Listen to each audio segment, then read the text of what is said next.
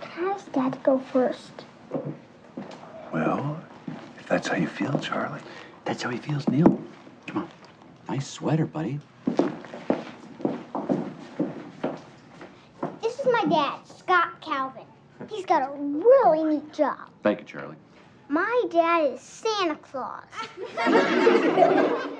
I sure wish my dad was Santa Claus. Instead, my father stocked vending machines to make ends meet and blew our family's paltry savings on Super Bowl 28.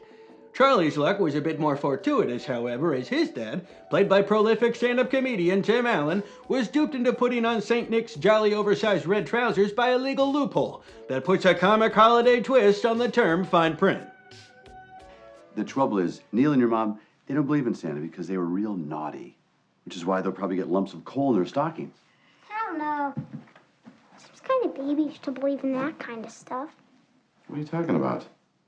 I believe in Santa Claus. I'm not a baby. Well, Maybe this time you left. In 1994's beloved family classic, The Santa Claus, Tim Allen plays Scott Calvin, a divorced workaholic toy executive who spends Christmas Eve with his son Charlie. The evening doesn't go as well as either of them would have hoped, but the night takes an unexpected magical twist when Scott startles Kris Kringle into a fatal fall off the roof, puts on his renowned red suit, and slowly starts to turn into the big guy himself. Talk about on-the-job training.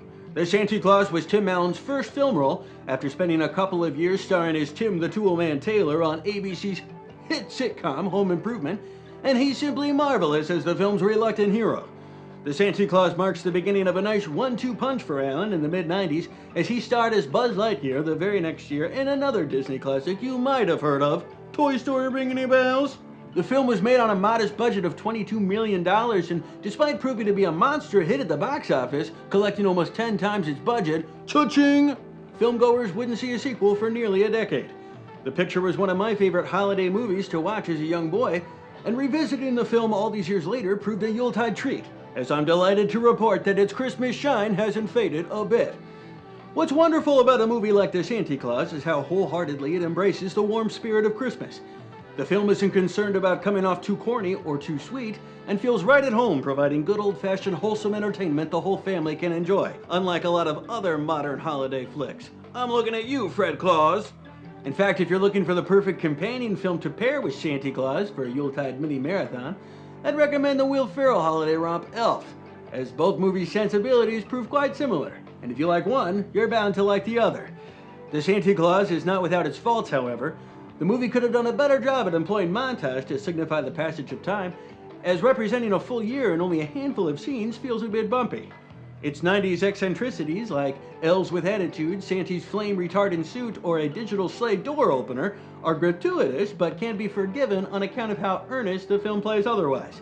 I mean, isn't it nice to see a Pee-wee soccer game that looks like a Pee-wee soccer game?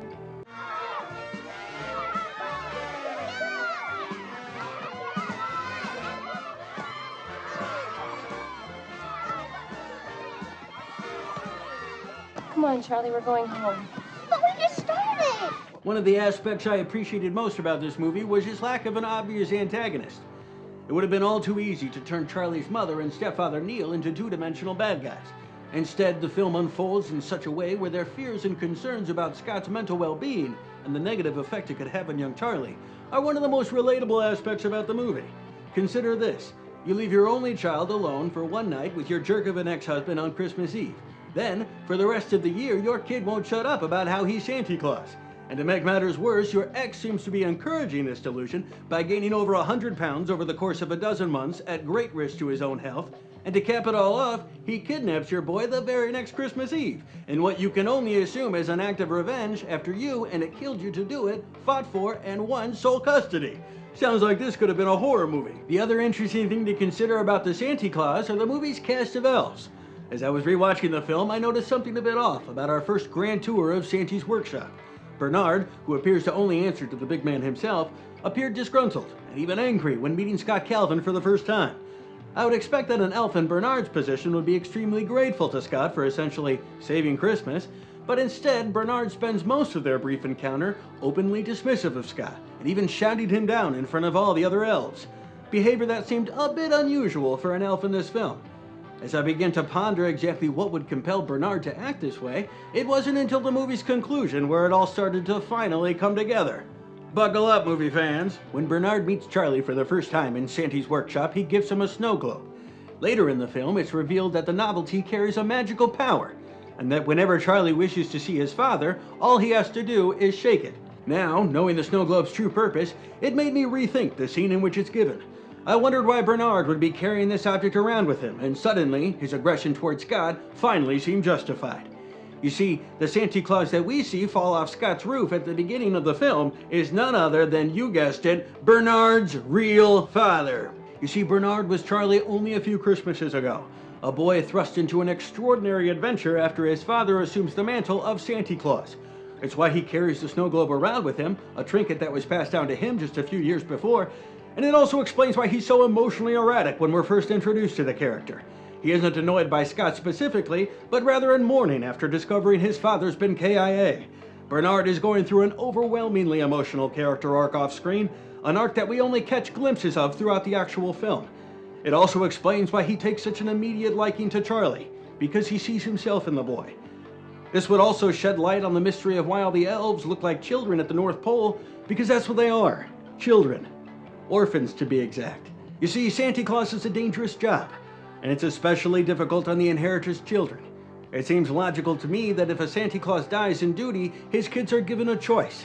Live out the rest of their lives normally, or carry on their father or mother's, the Mrs. Claus anybody, legacy and live forever as an elf in Santa's workshop. I understand that the sequels, no doubt, render my conclusions completely off base, but sometimes believing in something means you just believe in it. I'm giving the Santa Claus a B+, as these kind of holiday offerings rarely come around but once a year. Until next time, I'm Clifford Yeddes, and this one's in the can. This is our perpetrator. This one's not going to be easy to find. Won't the bright red suit and beard give him away? Who's down there? Santa, your father this year. Have a piece of fruit, for God's sake. This holiday season, Tim Allen is giving till it hurts. Johnny, naughty. Gary, nice. Veronica, very nice. The Santa Claus.